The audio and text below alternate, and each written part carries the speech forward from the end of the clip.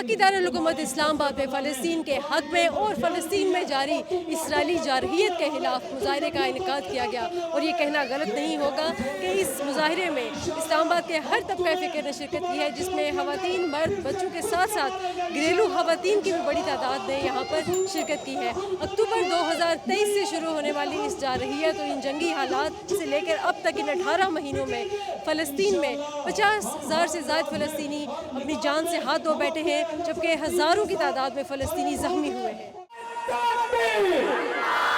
मस्जिद अल अक्सा सिर्फ फ़लस्तीनियों की या गज़ा वालों की नहीं है, मस्जिद अल अक्सा हमारी है। तो ये एज़ अ कलेक्टिव एफ़र्ट हमारी होनी चाहिए, हम तमाम मुस्लिम ममालिक की, कि हम उठें और अपनी मस्जिद अल अक्सा अपने बहन भाइयों के लिए कुछ करें। हज़रत सल्लल्लाहु अलैहि वसल्लम ने कहा था कि मुसलमान एक जिस्म की मानंद होते हैं। तो ऐसा कैसे हो सकता है कि आज हमारे जिस्म का एक टुकड़ा कट मर रहा हो और हमें उनका दर्द भी महसूस ना हो।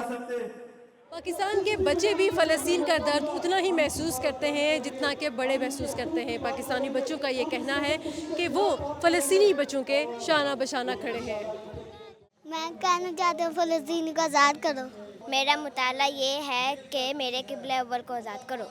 हम पाकिस्तानी बच्चे हैं और फ़लस्तीन के बच्चों के साथ खड़े हैं। फ़लस्तीनियों के साथ हैं, जिन पे जुल्म हो रहे हैं उनके साथ हैं। दुआ करते हैं, तहज्जुद पढ़ के दुआ करते हैं, उनके लिए बहुत बहुत दुआएं करते हैं।